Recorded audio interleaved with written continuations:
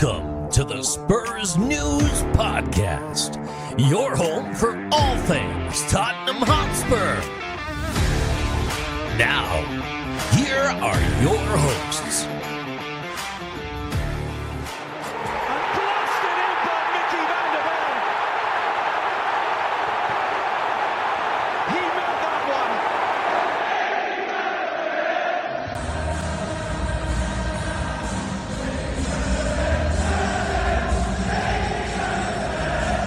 Hello everybody and welcome to a new episode of the Spurs News Podcast. I am Sam. Joining me to discuss the mad and sometimes upside down world of Tottenham Hotspur this week, my partner in crime, it's Stefan. Hey buddy, talk about starting off a podcast on a hype. I Just thought that bit of intro, wow. Yeah, I thought, a bit of Mickey van der Ven would be important for all of us, really. Oh mate, that was, wow. He meant that. Didn't he just? Yeah, we got a lot to get through. We got sort of, all sorts really. We got the West Ham game to talk about. We got the Forest game to talk about. We got the Newcastle away game coming up to talk about. We got some questions that have been sent in, and also, I need to address a topic here on the podcast where I've got my microphone in front of me. This is episode 231 of our podcast.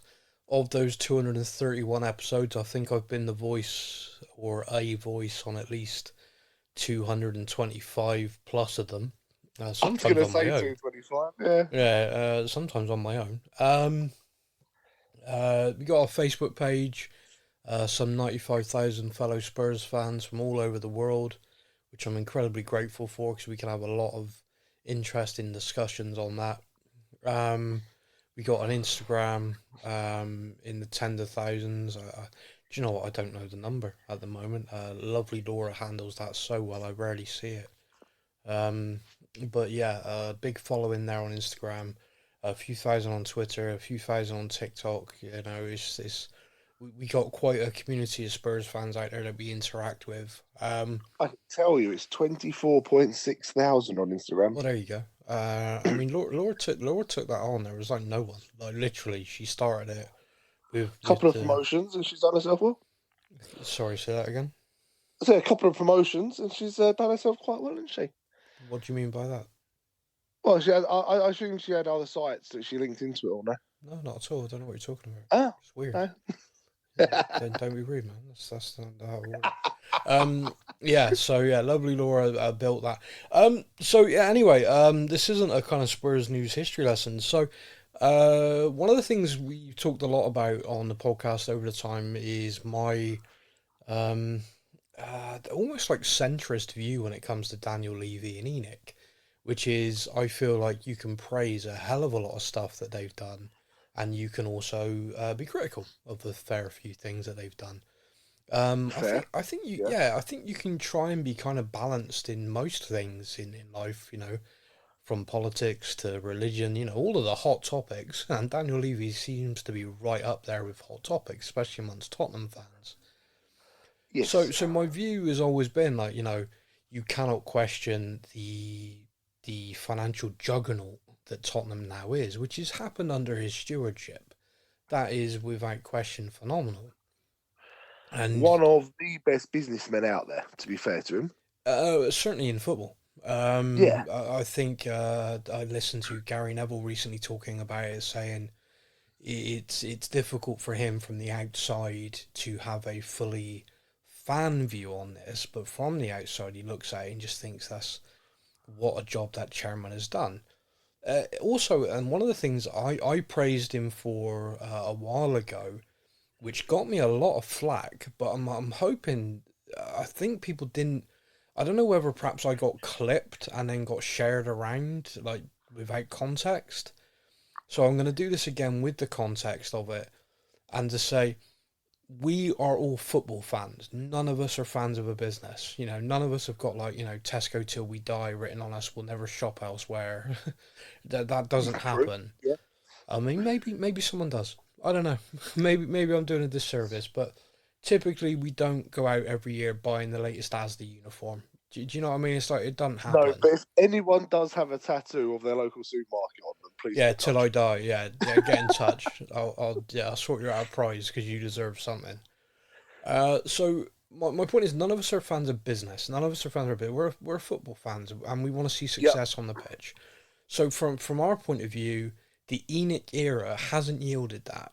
We came bloody close a fair few times, which is almost just as frustrating as possible. And you can look at it, and there's certainly things we can look at, like the season Leicester won the title was probably the best opportunity we've had to win a title since '61. Or actually yeah, probably since the '80s. And you look at it and you sort of see how close we were, and you look back to the start of the season where we were haggling over signing Zaha from Crystal Palace for 40 million.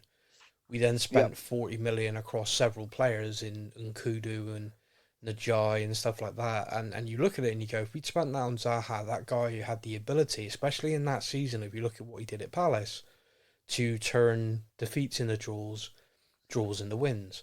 And the reason why yep. we didn't top the Premier League that season is we had two results against Leicester head to head where we were the better side but didn't win. And then we had games where we should have won and we drew. Bloody West Brom every time. That's uh, one of those clubs I just can't stand, yeah, and I think it's purely because they're a bogey team. yeah, Yeah. and I never enjoyed. And like one of the few away games I went to was Stoke, and that's just no, that's just not a place you want to go. Do you know? No, but was it on a Wednesday night? Honestly, I think I've repressed it. Someone said the other day, was that the game where we were basically got battered by them and we were just singing we're shit. Let's celebrate a corner like a goal. I remember that. Oh, that was yeah. Yeah, those were the days. But what I mean is there is an element which I think all of us can concede, no matter how stern your view is, that there are times where on the football front we could have taken that step and that gamble, that risk, and we didn't, and we kind of paid the footballing price for it. From Yep. a business point of view, from a financial point of view, and focusing purely on where the club was when Enoch purchased it to where it is now, it's night and day. From the training facilities to the stadium, from just the sheer value of the club, the sheer global reach of the club now, it's insane. The work that's been done on that side of it, and when you consider that we are now of the London clubs, the biggest earning club, the biggest financial powerhouse in London. And That's I know none yeah, of us as Tottenham fans want to kind of address this, but compared to Arsenal and Chelsea over the last 20 years, in terms of trophies and success, yeah. we're not in that league. We're not. I mean, Chelsea in that time I think have won the Champions League. But they won it twice now. They've won it once definitely. Um, I think it's twice. yeah, Tuchel and Di whoever it was. you're Yeah, right. Yeah, Di Matteo. Yeah, Di so they've won the Champions League twice. They've won the Premier League countless times. The FA Cup, the League Cup. Yep, Arsenal have won the FA Cup. God knows how many times in that era. They won the league a couple of times a while back. During the ENIC reign. So of course yeah. they've not won anything in Europe yet. Hey. Harry Kane scored a penalty against them last night. That was beautiful. He also elbowed someone Oh, in the face, which was equally beautiful. yeah. Um, He went full back to London Derby. I loved it. yeah, it's got to be one of the only times I've supported him since he left. That was very odd for me. That was Yeah, I don't think I've ever cheered on Bayern Munich as a team before. no, no, That was strange. that was an odd thing. Yeah, I'm still Leverkusen till I die. But anyway, I'm saying um, I've spent the whole season supporting every other German club, and now I'm like, basically, yes, Bayern. Yeah, yeah. Well, there's one more game I'm going to be supporting him in. That's it. But anyway, yeah, so my point that I'm getting to of all of this is I've always tried to be balanced. I've always tried to look at things and try and weigh it up and say they've done this brilliantly. This frustrates me, or they've not done this very well, but they do this well. And so when I raised my opinion that the raising the ticket prices and the cutting of senior concessions, I didn't think was good. I didn't think it was needed. I don't think the club need to do this. And I was confronted with fan reaction of all prices go up. What are you moaning about? and various things like that. I was taken back by it because I kind of thought if there's ever an issue that everyone can agree on, surely it's that the club that's worth billions with a management team of millionaires do not need to cut the discount to the poorest fans of the club. I mean, I even saw a tweet someone put out to me in response to say, well, I know several pensioners who are really wealthy, so Sodom. I'm like, okay. Yeah, I saw some of the comments like that. I saw one of the comments like, actually, I think you'll find that the pensioners have got the most amount of expendable money because they've paid off their mortgage. Why not Yeah. give a discount to the 20 to 30-year-olds that are currently struggling? And I'm like, so I think they've missed the point. Oh, Like, massively. I mean, so let's do a couple of things that are facts. Now I know in this modern era everyone has their own facts, which is frustrating because that kind of takes away the definition of the word. But a fact is something that is true, is beyond dispute. Water is wet. That is a fact. Harry Kane will score penalties against Arsenal. That appears to be a fact. yeah, But that's actually just a regular occurrence. That isn't a fact. It's a regular occurrence. So here is an actual fact. Of every borough in London and therefore across the entire country, Tottenham is actually amongst the poorest as an area. It really is. yeah. If you were to take across the whole country now, the United Kingdom and Northern Ireland, a age bracket that is the poorest on the whole across everything, it is the over 65s. It is people of pension age, retirement age. There are Mhm. people who are still working full time into their late 70s because they cannot afford to put their heating on. All of the prices that have gone up, that other people are like, oh, all prices go up, why are you moaning? You're right, all prices have gone up. So if you've got the poorest area of the country and you're talking about the bracket of people who have the least money and are struggling the most, so you're talking about a Tottenham fan who lives in Tottenham, has been a season ticket holder for, say, 40 years, struggled with that cost for all that time, but was working full time, so had a greater income, has now retired, and their loyalty for all of that time, the kind of discount given to you because you are now retired, you're not working full time, you've supported us, now we're going to support you. Kind of like a contract of mutual respect between the club and its fans has now Yeah. gone.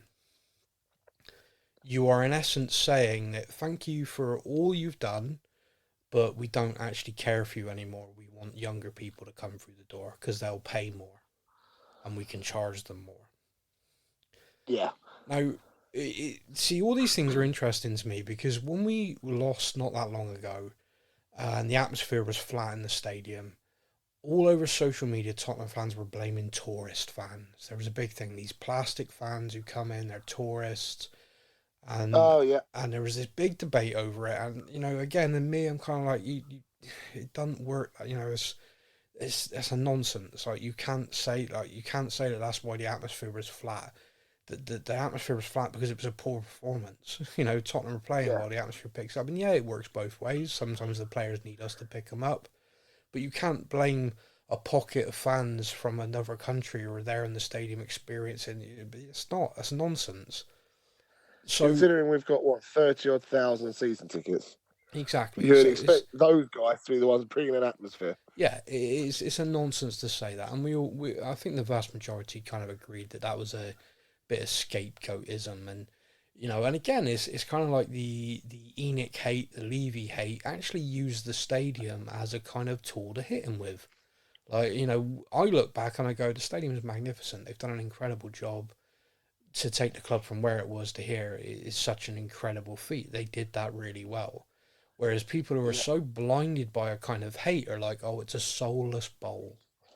It's, there's never an atmosphere, which is a lie. That's to say that isn't true. It's just like, Uh, we beat Arsenal there when a couple of seasons ago, and our fans destroyed them that day. the atmosphere that was created inside that stadium, the Soulless Bowl, as they like to call it, Oh, it was amazing. wrecked I our know what soul. I know the match you're talking about. Yeah, Yeah, and it was just we were on them from the start, and our team and all the players afterwards talked about it, just like wow, that was that was something else. We just couldn't get over that. One, we need that again this year, by the way, but two, so to say that it's just a lie. It's not even true. Atmospheres vary from game to game, and sometimes it can get flat. The Nottingham Forest game at the weekend, there was about good 10-15 minutes where all you could hear was the Forest fans singing "Is This a Library?" Because yep, it went flat. The game went flat, our performance went flat, and the fans were kind of shell shocked. And it took a while to shake that off and get the atmosphere again. That can happen. It doesn't matter what the ground is, who the fans are, it can happen. When a team arrives, plays a certain way, and silences the crowd, it's a term in football as old as, oh, it's only a game. It's a funny old game. yeah. Get Silence there, the crowd. Yeah, silence the crowd. Because it exists. It doesn't matter what crowd it is. You can shut them up if you play a certain way and get on top. Because yep. it's just nature. It's human nature. So that whole soulless bowl thing it's a nonsense. And like I said, and so the criticism of tourist fans is a nonsense. But going back to full circle to what I was saying, the idea that the club have done this is frustrating, and we've talked about the support for the Save Our Seniors campaign. A lot of Yep. people, like you said, they've been like, "Oh, but younger people don't have money as well," and all the discounts. And you're quite right.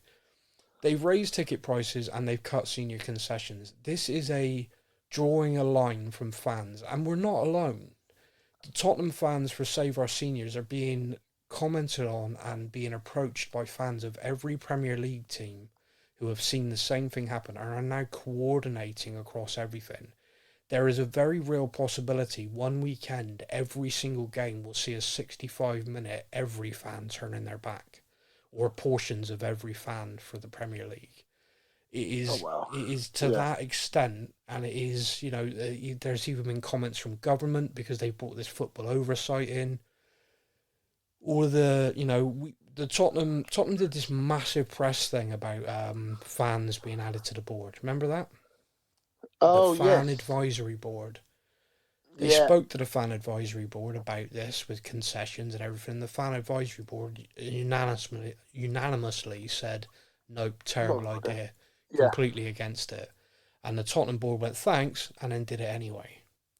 So what most of us feared with the fan advisory board has already come to pass. It was tokenism. It was Yeah. just pure press release to try and, but also it was to try and weaken the independent groups, the supporters trust and other people, because people did deem that as, oh well, we don't need that anymore then because we've got this fan advisory board.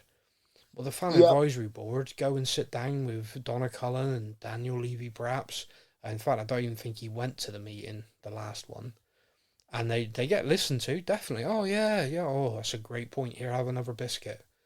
And then ignored. And as As soon as the meeting's over. Yeah, as soon as the meeting's over, Yeah. the Tottenham board walk out there, shake it off, ugh, having to speak to the likes of them, yuck. And they go back to doing whatever, and then they go back to I doing can whatever the always hell. imagine there's like a A shudder. sanitation station outside. Yeah, yeah, Walk out, Purell, yeah, sanitize your hands, and oh, yeah, okay, we're yeah, good, hoi. we're good. Oh, had to deal with the hoi polloi. Look, that's obviously hyperbole, that's a joke, alright, that's Yeah. just me saying that. The reason why I want to clarify that, and the reason why I've just clarified that, is because very recently I did a Facebook post where I presented the Tottenham Hotspur figures and the highlights of the figures from the financial year end. And I put an Yeah. opinion at the very end of this post, which was fact based. And I made it clear that this was my opinion. Like, these are the facts from, this is Spurs news, this is what it is. And here it's just a line that's my opinion, which is a club that can afford to pay its chairman a £3 million bonus just highlights the fact it does not need to raise and cut concessions, which, by the way, equate to about 3 million in income a season. A lot of people didn't appreciate my opinion on that, and that's fine. If you don't, And one of the things I've always said with Spurs News is we're going to try and do news. And if I've got an opinion, it'd be like, okay, here's my opinion. And we try to do that in the comments. So I said afterwards, I said, look, okay, a lot of people were upset that I did this in this post and feel that it was not correct to highlight that. So let me try and explain it. And I wrote a second post just really clarifying my opinion, really kind of fleshing out like, this is why I said this. This is why I believe this. Because a lot of comments, like there was one woman in particular who just appeared out of nowhere replying to everybody. It's almost like she was reading from a script that, oh, this is last year's accounts. So this has no relevance at all. This is just pure, this is Oh, I someone saw them stirring the comment. pot. Yeah. And she replied to nearly 30 comments saying that, like almost verbatim. Like I said, like it was from a script, but would not engage when I engaged. Would not want to talk about the fact that you've completely misread what I'm saying, which is I'm not disputing that this was last year's accounts and he was paid that on last year's financial performance.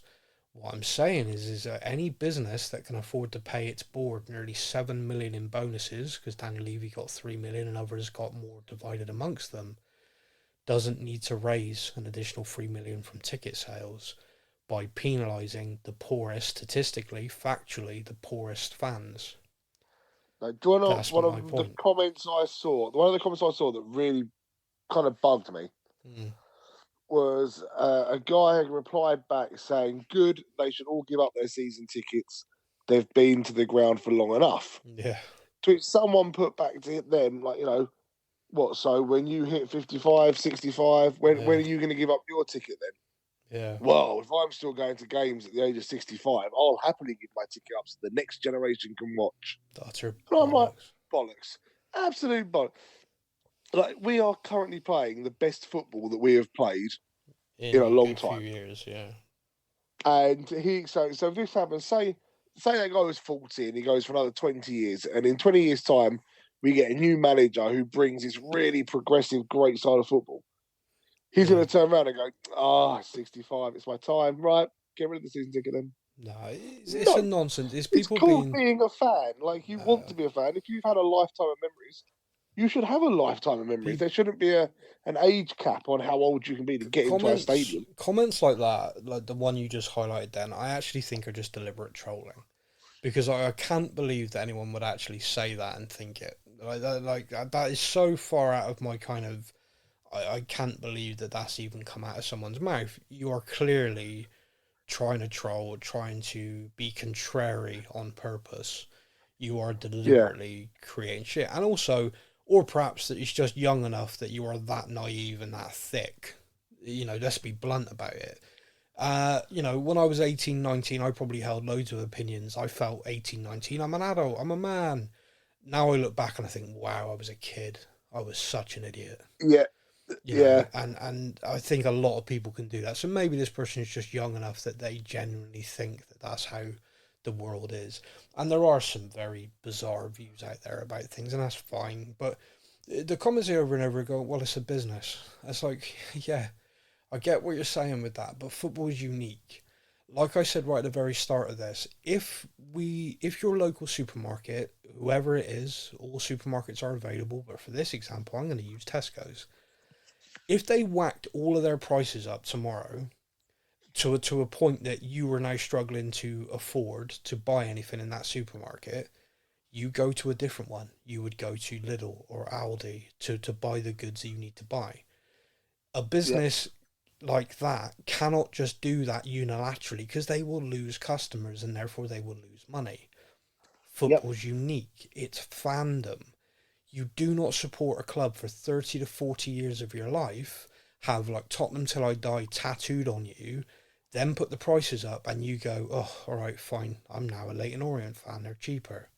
That's not how it works. No. And it's exploiting loyalty. People are loyal to their football club, they're devoted to their football club. And football clubs in the Premier League are now exploiting that. Look across to Germany in the Bundesliga. For the cost of a premium seat for one Premier League game, a Category A Premier League game at the Tottenham Hotspur Stadium, you can buy a season ticket at Bayern Munich. Yep. It's And when mental. the Bayern Munich chairman, the Bundesliga chairman all say the same thing, the additional money they would make from gate receipts by increasing their prices is nothing to them. Their money comes from sponsorship, from TV. Keep in mind that the Bundesliga earn a fraction of what the Premier League does from those same deals. But Yeah, because fans have just continuously shown up, clubs will continuously do it. And that is the problem, because they will just keep going. So the argument I get is, yeah, why are you drawing the line here? That doesn't matter. The line's being drawn because someone at some point does need to draw the line. And when they cut senior concessions, and other clubs are doing it as well, that seems to have triggered enough people across all fans, across, Arsenal fans have joined Tottenham fans in condemning it, Chelsea fans. This reaches out across football as a whole and goes beyond like the football fandom and the rivalry. It is something that you are pricing out football fans to be able to go. You remember during the pandemic and the empty stadiums, all the clubs were like, "Oh, football's nothing without you." The fans, "Oh, it's nothing without you. We need you." The games were poor to watch. It was the yeah, only season where more teams away won than home. That's because there's no atmosphere. It was just like watching training matches. From a TV production point of view, from watching it on TV, it was crap. It was flat. Yeah, there yeah. was there was some there were some games where it was kind of like a load of goals went in. You're like, that's funny, but only funny because when a goal went in, you heard like "yay" from the player, and not like a Oh fan. no, I remember you could actually hear the manager. You could hear the manager shouting everything clearly. Yeah, It was weird. yeah. And in the Premier League could have been interesting during the pandemic. Stop fucking passing it back every 30 seconds. Uh, Commentary constantly. We apologise for any bad language you may have just yeah, said. yeah. Apologies. He's Australian. He doesn't know better. But look, I'm going to draw the line there because the podcast sounds like I'm just going on a rant about this. Now, I'm going to draw the line because I'm not going to talk about it on the show again.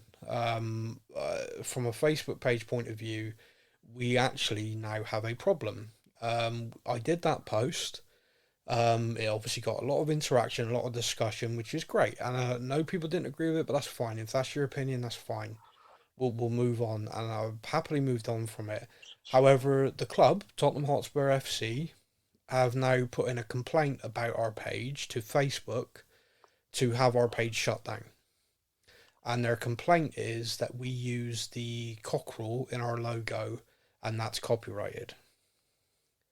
Now, we've had that page for about 10 years with the same logo. We use it across all platforms, Twitter, TikTok, everything. Yeah. The club, the person at the club who made the complaint to Facebook, Facebook kindly gave me their email to correspond with them. And strangely, the person's name just so happens to match a name of someone who was in all the comments on that post. So the idea that the club have suddenly, after 10 years, got an issue of us using the cockerel in our logo is a nonsense. They didn't like the what was said, and now they're using this as a way. Interestingly, after I voiced my disapproval at the club doing this on Twitter, I've heard from a lot of other people who run pages, Twitter accounts, that have all been used. Have all had very similar experiences in the last week or two. I think about 30 accounts across different platforms, but Oh mostly wow. Facebook. Um, and lo and behold, they also saw people suddenly arrive in their comments. And mate, would it surprise you to learn that when we compared the comments, they were almost identical? The same script. Almost Yeah. like it was the same script. It's very odd. It was very very strange that Oh people who were dear, oh clearly dear. completely different would suddenly appear on social media, pushing the same narrative. Yeah. It's really disappointing when you support a club your whole life. You dedicate your free time to a fandom, fan site, podcasts, everything, and they basically just try and get rid of you because you don't agree that they're screwing pensioners out of money or out of their tickets after supporting the club for so many years. It's just mind blowing to me. But yeah, so we as Spurs News are going to be changing our logo for the very first time, because we have to. If we Rebrand, Yeah, yeah. so we are rebranding. It's a little bit sad, to be honest with you. It's something that we've done. Like I said, it's about 10 years that we've had the page, and we've grown that from nothing. Like me and Dan, another lad, started it and had the only likes on the page were us. Um, Yeah. and now it's 95,000 people roughly. I can't remember the exact number. Like I said, and we got Instagram, TikTok, Twitter. I'm refusing to call it X. And we got this podcast, which, a few thousand people listen to every week. So it's kind of maddening that I disagree with them on this point, and now we're having to do this because it's the only thing they can use. Look, we're not doing anything else that's breaking any rules. You can, Yeah. it's perfectly legal to have a dissenting opinion. And there's Well, certainly... surely we've said more things that could pee the club off in the last 10 years than this. Well, Madness. you'd think, you'd think, yeah. But anyway, that's where we're at. So, it's time now for me to hand the show over. We always put out, as you know, for the podcast, ask if anyone has any comments or questions or topics they'd like to hear discussed. So, let's have that now. Now it's time for your comments from our social media.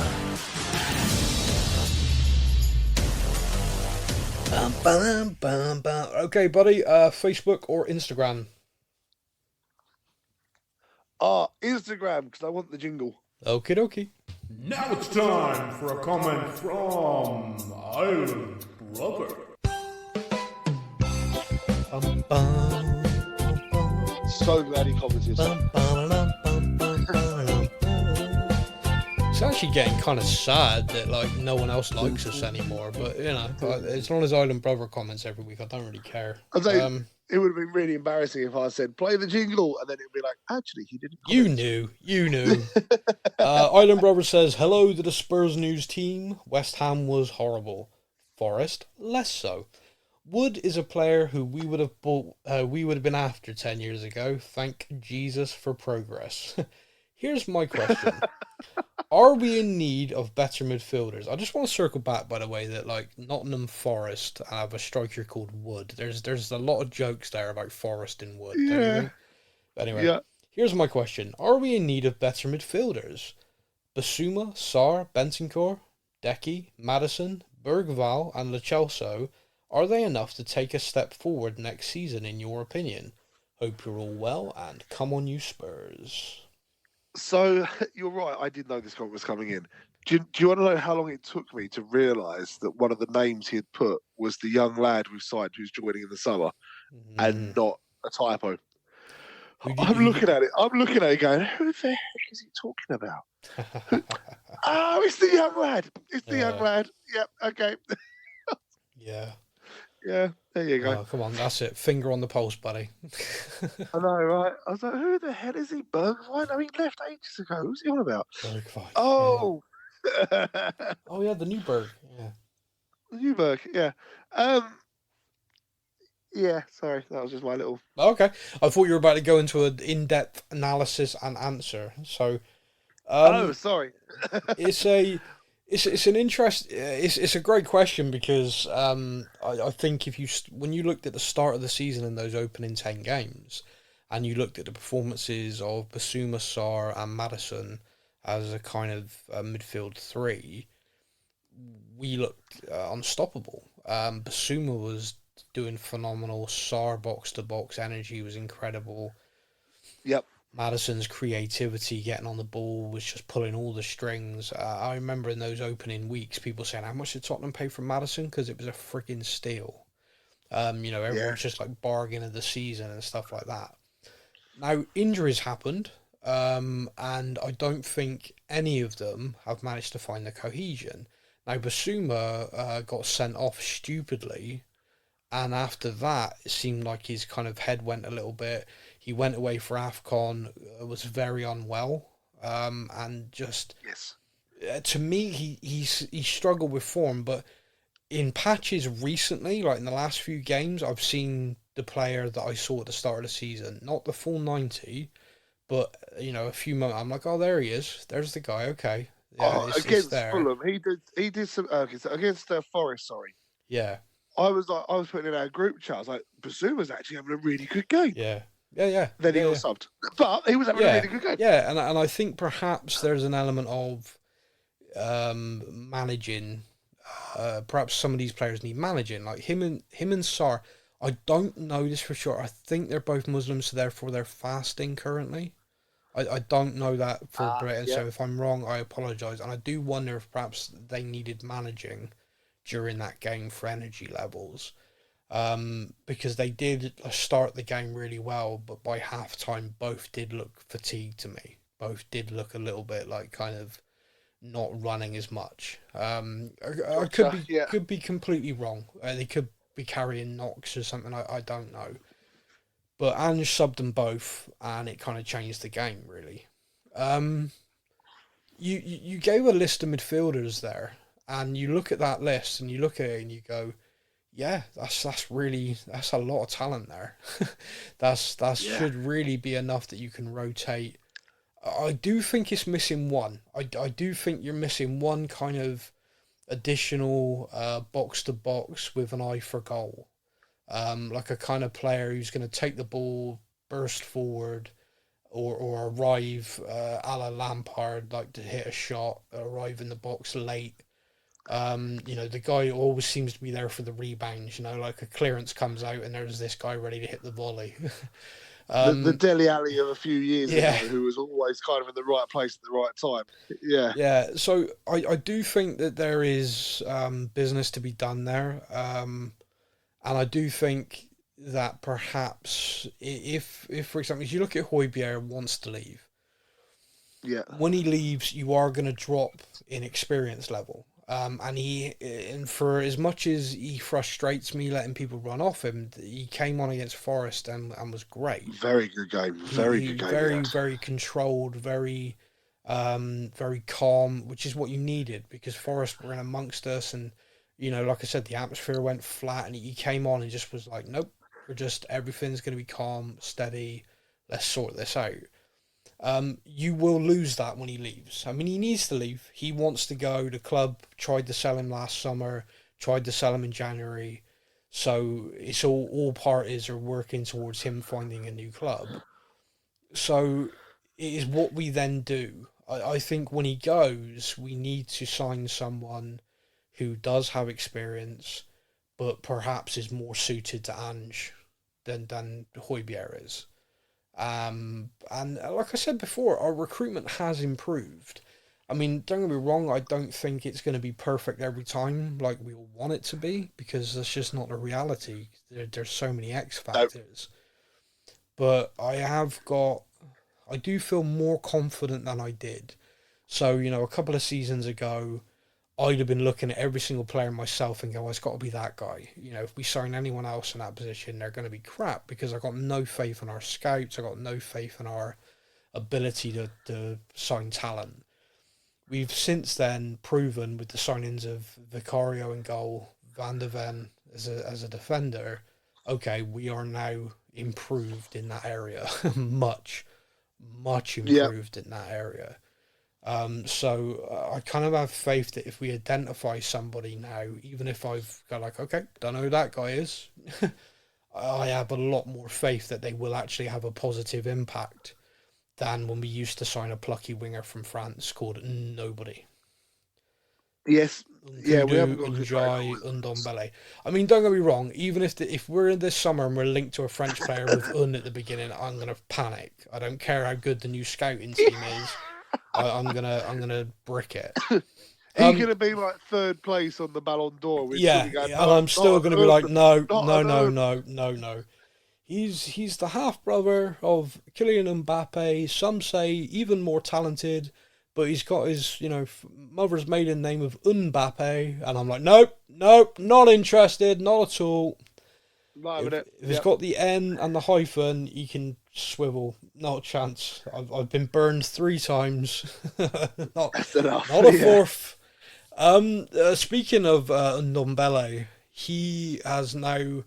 So there was a clause in his contract with Galatasaray for 15 million euros that they could sign him. There was a press conference recently where that was put to the sporting director of Galatasaray, who actually laughed. I don't think that's a good sign. No. The rumour is that we have now offered to sell him to them for 5 million euros, which is basically us saying, please Just take him. Please sign him from us. Like, this is now to the point where... euros. This is now to the point where if he comes back here again, it's depressing for everyone. It's like, why is this guy still coming back every summer? So whether that happens or not, like, I believe from what I've read, they've got no intention of signing him permanently. He's actually got more minutes recently than I thought he had, but still, everything I'm reading is just like, no, he's not. And he won a trophy the other weekend, didn't he? The Turkish Cup or something. Mate, I just... Because the other team forfeited after playing their under-19s in protest. That's weird. Yeah. Turkey is not having a good time in football at the moment. No. Anyway, so so to answer the question, really, it's kind of, you look at those names on paper and you say, yes, that's enough. But in reality, there's probably a need, especially if Højbjerg leaves, to add some experience and someone who's perfectly suited to Ange Ball. Yep. Okay, over on Facebook, first up is Tom Perks. No question, just wants to put a shout out to Tottenham ladies who are playing Leicester in the semi-final of the Women's FA Cup on Sunday. It's a midday kickoff at the Tottenham Hotspur Stadium. Tickets are available. If you are able, please go. Please support them. It's the first time our women's team have made it this far in the Women's FA Cup. The fact is because in the women's game, it's still a draw and the home team for the semi-finals, by the way, it's never at a neutral ground. So we were drawn at home, and we've elected to play it at the Tottenham Hotspur Stadium. It's a phenomenal opportunity for fans to get in there and support them. I really hope we get a good crowd. Arsenal women sold out the Emirates a couple of times this season. I don't think we're going to do that, but I do think we can get a decent crowd there to support them, and it's a great chance to make the cup final for the first time in the club's history, which would be a phenomenal achievement. You got to remember that they only went professional like 8 years ago, and only got promoted to the Super League, not that long ago. No. Tottenham women's team, we as a podcast used to sponsor some of their players, to help. So that's how far that has come, and it is only growing. The support is growing. It's a great family atmosphere, the women's game, it really is. So if you're able, if you're thinking about it, do it. Go and support them. Maybe you've not been to the stadium yet. Maybe you've not had the opportunity. You've not been able to get tickets for a game at the stadium. This is your perfect opportunity to go and support and see it and be there. So, Tom, good shout out, my friend. Matthew Fleming says, what's your preferred term for a shot like Van de Ven's screamer? Is it a rocket, a screamer, something else? Stephen Peace then puts Thunder Bastard as his, which made me chuckle. Thunder Bastard. Yeah. I don't know. Do you have one? Do you have like a kind of a pile driver? I always remember that. Screamer. I think Waldy kind of covers it quite well. Waldy. Do you always remember Andy Gray on commentary? He's like, take a boo, son. I always remember that. Take a boo, son. Two keepers couldn't save that one. Take a boo. I think the terminology I used when I watched it was holy fuck shit. Wow. Holy fuck shit. Holy fuck shit. Yeah, that's patented. That was copyrighted for Spurs News. Holy fuck shit. That's the official term. Yeah, I'm just sat there watching the telly going, holy, that was wow. Okay. I actually did, pick it out. That's kind of like, pick that one out. That's kind of the term I throw around. But I always thought of that. Do you remember that John Smith's advert for Peter Kay? They're all the footballers, all the footballers doing the skills, and he just frigging oofs it. Have it. That was what went through my mind. Have it. Bang. Like, I don't know. So many things went through my mind. It's like all our forwards for ages have been like all tiki-taka. Oh, let's try and pass it into the net. And it took our central defender to be like, for fuck's sake, guys. Bang. That's how you do it. This is how you do it. It was to the extent of it took a second for me to realise who the player was that had taken the shot. Because you're like, a centre-back don't do that. That must have been a Madison or Werner or someone. There's no way. That was Mickey Van. Yeah. So, it was incredible, that hit, right? That was something else. That was full-on central defender, Shit, he's got a foot like a traction engine. Just full-on net buster. It was great. By the way, and it's been completely overshadowed, Pedro Porro's volley was amazing. What it does? The technique to do that from our right back, by the way, was on another planet. To cut across the ball like he did in the air on the volley, and it's been completely overshadowed. Any other day, that goal is like being replayed like crazy, and everyone's fawning over Pedro Porro, but on this particular day, he ends up being like completely overshadowed. It's quite funny. Speaking of being overshadowed with goals, by the way, we watched the Champions League last night, Real Madrid versus Man City. If no one's seen the goals from that yet, I swear it became a who could score a goal of the season competition. It was nuts. Every time one went in, it was like, oh, that's a worldie. Wow, fair play. Oh, wow, check that one. Oh, jeez. What the It was mad. Watch me do this. It was mad. I'm going to say this, right, because I think this something in European football I miss is the away goals rule, right? Yep. I felt the away goals rule made something in European football different and special, because it kind of really added a element of, we've gone away and we got a 1-1 draw, but we got the away goal. It's kind of like everything. Last night, Man City went to the Bernabeu, scored 3 times. It finished 3-3. Bayern Munich went to the Emirates in London and scored twice. It finished 2-2. It doesn't mean shite. Basically, it means that the next games are just 0-0. Do you see what I mean? It's like both games are completely irrelevant. I know what you mean. It's like, let's not talk about the fact that Bayern Munich should have blatantly had a penalty for handball. Let's skip over that completely, because that was ridiculous. And Saka dived. I don't care what anyone says. But let's not talk about that stuff. But no, you're right. The away goal rule, like, now that's just, okay, the next game starts 0-0 again. Awesome. Yeah. Real Madrid should now be going to Man City going, holy crap, we need to score. Like, we need to win, because if we don't win, we have to score 3 goals or win. That's our options. Yeah, as soon as it's just it's kind of weird. It's just kind of there was element, there was something that was good about the away goals that I think added something, especially in European football. But they want to make it like a real kind of league format, and even more so next season. So I guess it wouldn't work. I don't know. Don't fix what ain't broke, but hey ho. Yeah. No. Just keep fixing things. So thank you to everybody who sent the questions in. We really appreciate it. Just to touch on the West Ham game, then. We actually started quite well in that game, and then conceded, and then the game went flat for me. Like, for both teams, it almost felt like both teams were kind of like, do you know what? A point to do tonight. I'm tired. It really did. It had that kind of that atmosphere feeling of kind of, do you know what? Not losing ain't bad. Yeah, it was like both teams. That's kind of where it felt like, and I was like, oh wait a minute. It was odd. It was like West Ham were like, yeah, go on, have the ball. Just don't try too hard, and we won't try too hard. It was a weird game. Both teams had played at the weekend. It was like a game sort of quite quickly, quite a quick turnaround, and it just smacked of two teams had reached the point of like, look, we tried in the first half. It's 1-1. Let's just let this one drift. Save our legs a little bit. I was disappointed by their goal. Massively. I mean, We need to work a lot on our set piece defending.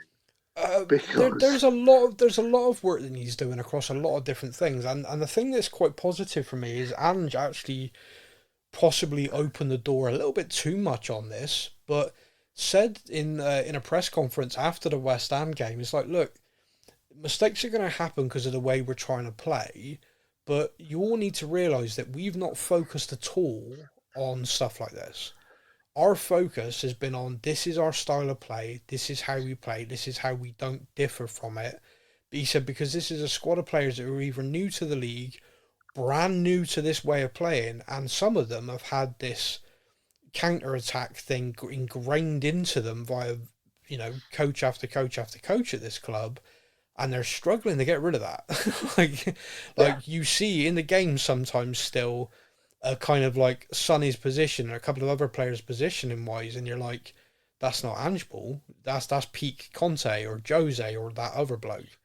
That is. Why are all of our strikers standing on the halfway line, but their defence aren't near us? Yeah. Oh, they're waiting to counter. Yeah, right. It's kind of, and he said our focus this season has been purely on all that goes. We're building this. Yeah. This is our identity now. This is how we play. And he said, once we've got that, he said, and once all the pieces are in place, the right players and the squad and everything like that, and we've completely embraced it, he said, which we are, he said, which is what's pleasing. He said, there's only been one game this season, the Fulham game, where I really felt we didn't put the effort in. He said, once that's all in place, he said, then we're going to dive into the real nitty-gritty tactical work and look at all the different aspects. But right now, I need this team to work. And if you think about it, like we all said at the start of the season, this is transitional.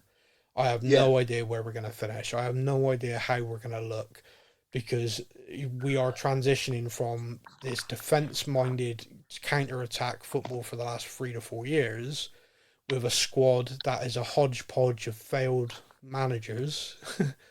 And transitioning to the chalk and cheese, like the complete opposite when it comes to football in style and energy and everything. And you can see, like, some of the players look fatigued. And it's a little bit worrying because we've had no Europe this season, but at the same time, it's understandable when you think about the massive difference in our press. We actually press again. You've gone from a defender who's been told for the last 3 seasons, sit on the edge of your box. Yeah. And just hoof it away up to the strikers, to now getting the ball and dribbling it 30, 40 yards before making a key pass. Or the tactics of our midfield were get the ball, give it to Harry. Just get the ball and give it to Harry. And then sit there. Don't sprint forward. Don't try and support. I remember there was a game, Conte gave Sarr an absolute bollocking for trying to get into the box. It's like, no, that's not your job.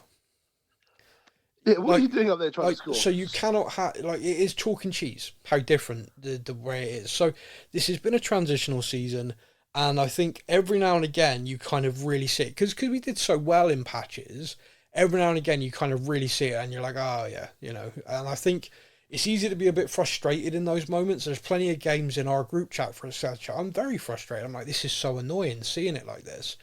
But then when I'm sort of take a step back, like when the game's finished, I'm like, oh, I understand why this is happening. I'd be less understanding next year. So if next year those same kind of mistakes are happening on a regular basis, then I'm not going to be as understanding of it, because you've had 2 pre-seasons and a full season to address it. Yeah. And from everything that I'm hearing, what Ange says, and then the coaches, for example, it won't. They know that. they see it. That goal for West Ham was the perfect example of people working on zonal marking and forgetting that a zone doesn't score. A person does. Because you watch it, right? If you watch it completely no emotion, you watch it completely displaced from it, it's actually hilarious, because all of the Tottenham are set up brilliant, beautifully, almost perfectly in line, good, like step away from each other. All of the zones are guarded, and this guy just walks around him and nods it in, and they're all looking at each other like, oh, Oh yeah, like, and they were looking at each other like, but all the zones were guarded. How has he done this? What magic is this? All of us are guarding a zone, and yeah, it's just like this bizarre thing. And you know that after that game, they've whacked that on a video analysis, and everyone's looked at it and gone, yeah, we're all kind of embarrassed. Can we just kind of like move on from that, please? Skip this, please. Yeah, he walks to the edge of the box. He walks to the keeper at the back stick. Yeah. He then just walks forward, and at the last second, 2 sprint, jump and header. And at no point, everyone's like, how did he do that? At no point has any of those players who were guarding their zone with their lives, by the way, they were ready to put their bodies on the line for their zone. None of them went, your man.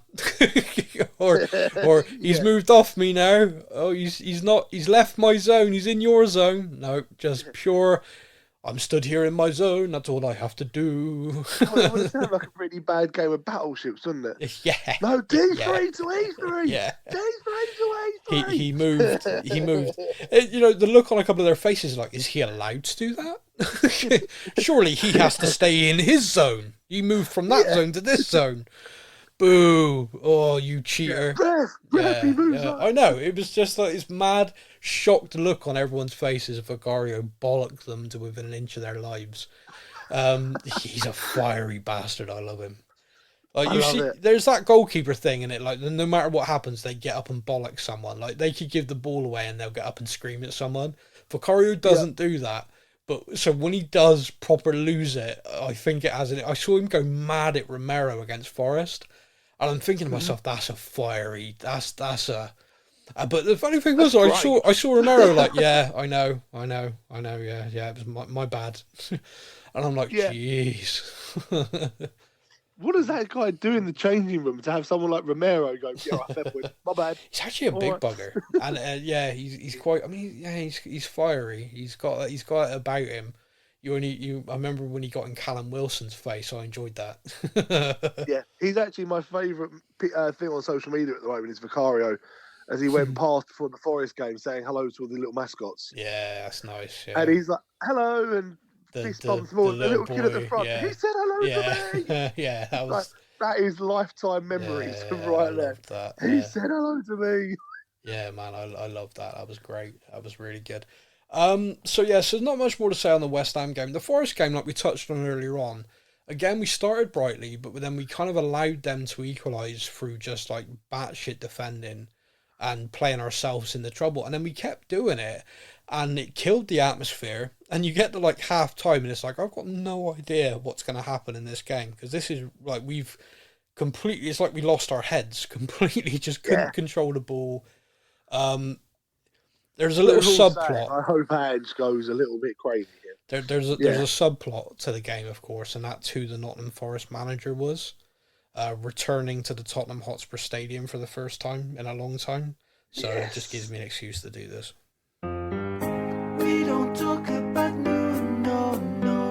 This is the full version I had made.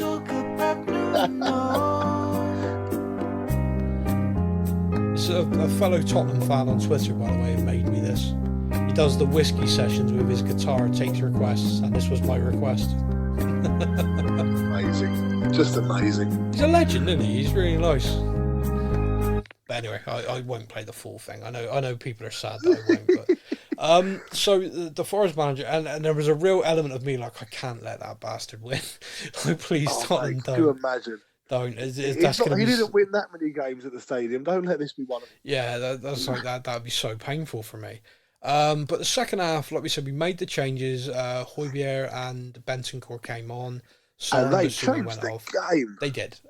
Through control. They controlled the midfield, which then enabled everyone else to have a better game.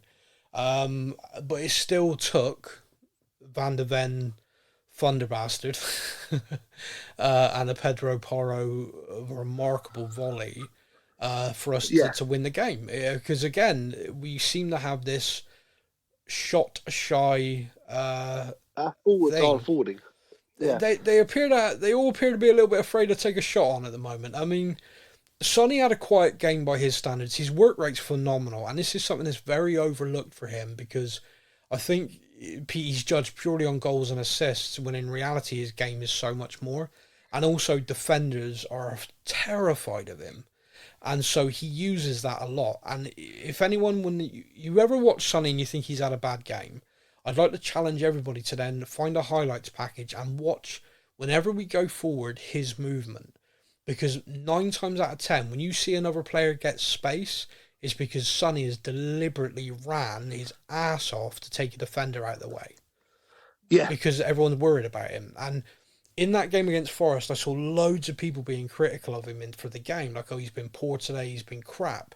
And I'm sort of like, I'm watching it and I'm going, he's not scored, he's not got an assist, but his work rate in that is just on another level. His whole thing, everything he done. I mean, he did get an assist. He got an assist for Van der Ven. He did. But you know what I mean by that. It's like he gets judged cross that was the own goal. Yeah, that's annoying. If you don't have players like Son in your team who can make that run into the box, yeah, the defenders aren't panicking. No, the ball's not going in on the end of their own goal anyway. You know. So did you know this? Things like that. Did you know this, that Opta record crosses that get turned in as assists? The Premier League don't. Did not know that. So yeah, so Opta will tell you like, oh, that's as far as we're concerned, he gets an assist for, or whoever gets an assist for that, because it is like, if he hadn't whipped the ball in there, there's no goal. You know, he smashes that in and a Tottenham player taps it in, it's an assist. So what's the difference? But yeah, Premier League for fantasy football and stuff, because obviously they keep their own stats for that. They're like, nope, no assist. So technically, he don't get it. He don't get given it. I was gutted for him because I was thinking, his goal involvement is kind of his jam. He is massively. Like, he is doing, like, okay, he's not finishing some chances that maybe you think he would. Yeah. But then you look at like some of the training videos they release. Yeah. And he's smashing the ball in from the edge of the box. Like, wow. Yeah. Yeah, they got to question the keeper. His goal involvement, like, he is playing so well for us on that wing. He's playing very well. He's a guy playing for a contract. You know, he's very motivated. Yeah. He seems to be very happy as well. Like the interview afterwards where he stood next to Van der Ven, laughing and joking. He seems to be very much part of the team. Very, very happy. Van der Ven says as soon as he arrived, he liked it, you know, because Van der Ven had been playing in Germany, speaks German, and he was like, "Oh, I got someone to speak German to," and sort of. So they've obviously got a connection. He's for me, Brian Hill has not worked for us. I don't think he necessarily works in English football, and therefore I think Brian needs to leave this summer for sure. If you're going to replace him in the squad, I think we've done it. I think we've replaced him with Timo Werner, who is a much better option for us, who suits the English game. He knows it, and his pace, etc., is whether he's a rotation option, someone who comes off the bench, someone who starts every now and again. He is of an age as well and a professional where I think he'll keep himself fit and ready to go, whether he's on the bench or whether he's starting, if that makes sense. So for me, Brian Hill leaves, we sign Timo on a permanent deal. It makes sense to me, anyway. We should be getting a lot more than 15 mil for Ryan Gill. So you say that. Hopefully. But yeah. So anything else on the Forest game? I mean, to me, it was mostly flat. So I don't really have a massive amount to say. No, I think you're right. We had a couple of comments from after the game about certain players that I think, you know, we spoke about in the group chat about maybe players like Basuma coming off at half time and Højbjerg coming on. We're kind of like, you touched on it earlier. You then look at that player as someone who wants to leave in the summer and you're like, we need to replace that. Yeah, we do. Like, the way he came on and changed the game. Kulusevski, I think I messaged in the group and said, you know, I think he is a player who we know how fantastic he can be. Yeah, that's not what you said. He currently has no confidence, unfortunately, and I think he is a player that I wonder if needs to be just a little bit worried in the summer. See, you said that to me. You said that to me, and I'm gonna put this to you and say, is that the timing of his poor form that's doing that for you? Or do you genuinely think, based on what you've seen this whole season, not just the last few weeks, he doesn't suit playing Angeball? I think it's timing. I think it's a real bad time in the season to have a dip of form. But that's not fair, is it? He's not. So, for example, I can see him. Just devil's advocate. Let's say Sonny doesn't score now for the rest of the season and generally looks a bit shot shy and poor. Some are saying he already is. Would you say we need to sell Son in the summer? Unlike Admin Dan, no, do not sell Son. Oh, throwing Polynesian Dan under the bus. Throw Polynesian on the bus there. Yeah. Polynesian Dan thinks we should cash in on Sonny this summer. He thinks that because of his age, summer that we'll get big money for him. Yeah. Yeah. No, I think Sonny gives a lot more than just on the pitch. Okay. But Decky doesn't. Decky at the moment, I am wondering what his best position is. Like, he's not been overly effective recently on that wing. Yeah. And the way Ange wants to play, I still think if we can move him to the rotation option with Maddison, we'll have a completely different player on our hands. Well, we've discussed statistics and stuff quite a lot on different shows. He's creating a lot of chances. Like, he's still creating a lot of chances. We know that. He has created the most chances of any player in our squad. That includes Maddison and everyone else. He also played practically every single game during a period where everyone else was injured, coming in and out and stuff. Could it not just be that he's hit the wall? I hope so. I really hope he's statistically covered the most ground, kilometers run, created the most chances. Ange has said, he's, one of his players loves, Decky's gone on record saying he loves working with Ange. There's no doubt he's out of form at the moment. There's no doubt his confidence has been rocked. I do question the kind of fair weather fans we've all become, that the minute someone is like a little bit out of form, it's, they gotta go, they're not good enough. It's not fair. It's like I don't get that. Like there's a big difference to me between that and the Brian Gill situation. Brian Hill, I look at and go, there's so much talent in that lad, but he has not at any point been able to nail down a place in our squad, let alone he's the first team. And not getting on the bench. Yeah. Yeah, and that's just a sad, horrible reality that other players are ahead of him. For a footballer to be a first team player, have the number 11 shirt, and be fully fit, yet not even making the bench, that's got to be... Shirt number doesn't mean shite anymore, but yeah, I get your point. I mean, he obviously, in his mind, is a player that should be starting. You'd like to think every player should be of the opinion of why deserves to be playing football. Yeah, I mean, I've watched him enough to say I don't think it's going to work for us. And that's just opinion. But that's been over, 4 years? 3 years? 3 to 4 years? I've looked at that at different times I've seen him. The only time I've ever seen him play football and I thought, oh, what a player, is when he's been on loan in Spain. Yeah. That's it. That's the reality. The yeah. Whereas Werner's come in and he looks like he suits that role for us brilliantly under Ange. And Decky, since he arrived... he arrived in a January and him and Bentancur basically improved our team so much. They got us Champions League football that season. We've then changed the manager twice in that time, 3 times he's played. And then, so he played under Conte, then under Conte's assistant Stellini, then under Ryan Mason, now under Ange. Very different asks, very different things. Yeah. And he's performed that whilst playing wide right, wide left, in the middle, actually deep midfield at different times.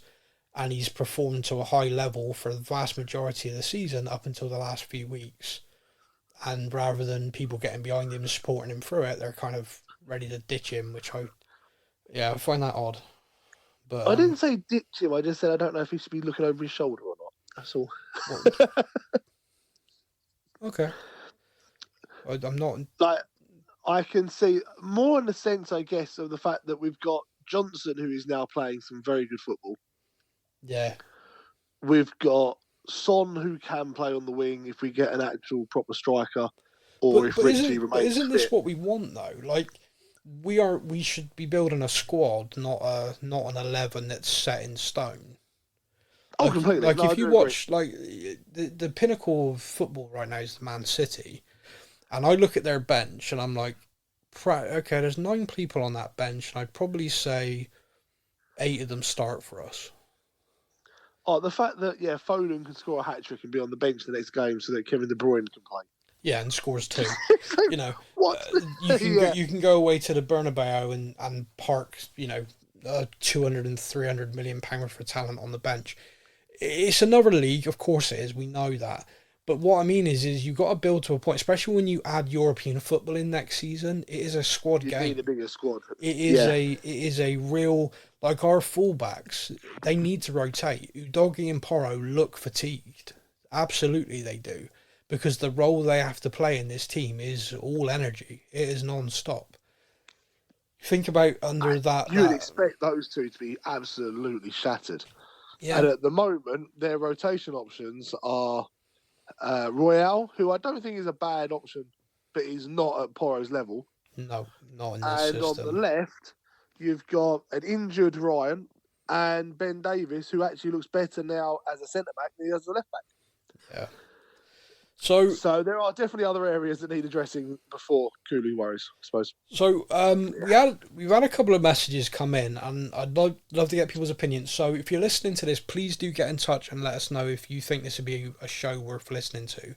A few people have requested that we literally go through the squad, if you like goalkeepers, then defenders, then midfielders, then attackers, and kind of break down where we feel work needs to be done to leave, to bring in, and kind of work our way through the squad. Me, you, Polynesian Dan have had these kind of chats in our group quite a lot, and I think I must have mentioned it a few weeks ago, because then we had a couple of messages saying, yeah, do that. So if you're interested in that, of us on a podcast, that would be chaos. It's pure opinion. It's pure kind of like, this is where we think, this is what we do. So yeah, get in touch if you think that's the case. The last thing I just want to say is the next game is Newcastle United away, and I have real almost PTSD over this. That last game of the season. No, this is the Stellini game I'm having PTSD over. Oh, yeah, that as well. Oh, God, yeah. Oh, I think my brain had blocked that one. Yeah. No, this is... There's something about this fixture now which messes with me. Eddie Howe... Hugo Lloris. It was the end of Hugo. Eddie Howe and this Newcastle team are a little bit inconsistent this year. They struggled with the addition of European football.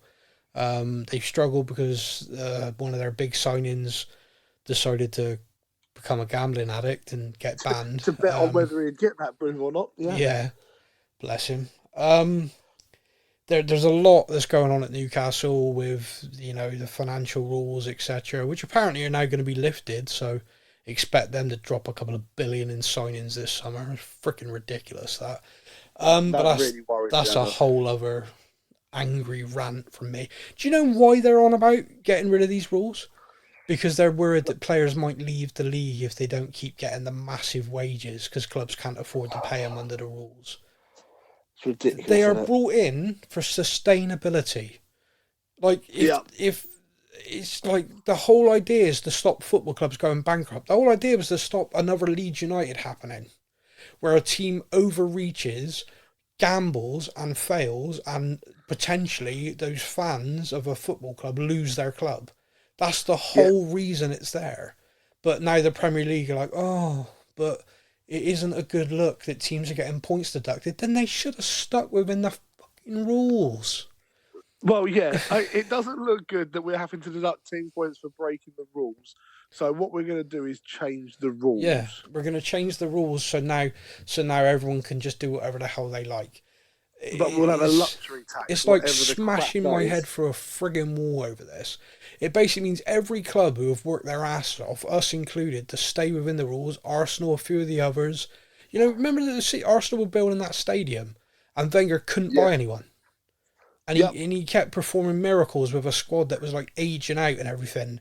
but he couldn't sign people, and they had to keep, every time they developed a player, they had to sell him. Like Man City, like every summer was like, okay, Arsenal, thank you. Who are we having this year? I'll have this one, thank you. Yeah, and so Arsenal couldn't sign anyone, and now they're in a position they can, and they are, and they're dropping serious money because they can, because they did everything correctly. They stuck to the rules, you know, and that's me saying that as someone who doesn't like Arsenal, but that's the reality of it. I mean, it's like mind blowing that it's like, oh, actually, yeah, we want, like, so I actually saw one of the Premier League people say, yeah, the last transfer window really shocked us. You know, we want our club spending big. Great bunch of assholes. Yeah, It's like, it's so messed up, and it basically means Chelsea are going to get away with it again. By the way, it basically means they're going to change the rules, and so Nottingham Forest are getting penalised, Everton are getting pinged, Leicester are going to get pinged, and they're like, oh, yeah, but maybe this isn't fair, so we won't do this. Oh, look, and there's all these charges against Chelsea again, and they're not going to get done again. So Todd Bowley can spunk another 500 million on crap, but it looks good. And then Newcastle can now do it. Record. And now Newcastle can go crazy as well, and Man City can go crazy, and you'll distort the whole transfer market, which means all the clubs that have stuck to the rules are either having to pay double what they were going to before, or not be able to sign anyone. It is maddening. It's going to be the case of like an English footballer, a homegrown English football player, has already got an inflated. They already have, as it is.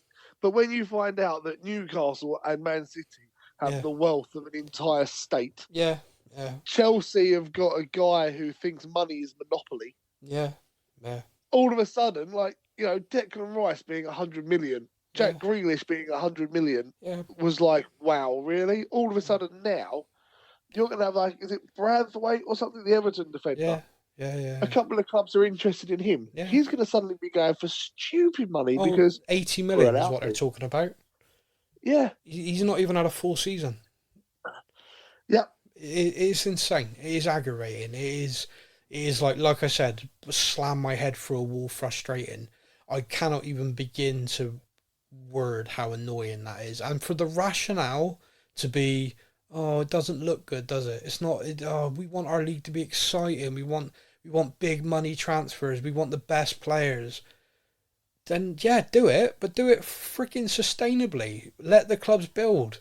Like Tottenham have taken nearly 20 years to be in this position, and then you're just going to allow some state oil-backed baron to come in and just play with the football clubs like Roman did. Which, by the way, they all now say, oh, we shouldn't have allowed that, should we? Oh, no, definitely not. It's awful. Yeah, we shouldn't have stopped that. But now they're just going to let it happen again. We don't care.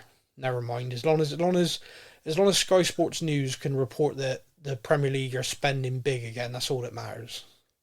It is a nonsense. That's pretty much the way it comes down to it. It's crazy. It is, but anyway, I had quite the rant this week. Apologies, everybody. So that is our show. Thank you so much for listening. We really appreciate it as always. Do get in touch with us. You can contact Lovely Laura via Instagram. You can come to us direct via the Facebook page, providing the club doesn't get us banned this week. We will be rebranding soon, but it still will be us. It's just going to be a logo change. I've explained why. I'm not going to do that again. But yeah, until next week, where hopefully we're talking about a win at Newcastle and not a crushing defeat. Until next week, everyone, you all take care. Come on, you Spurs. Thank you for listening to the Spurs News Podcast. We hope that you enjoyed the show. Stay up to date with all things Tottenham. Follow us on social media. All links are in the podcast description.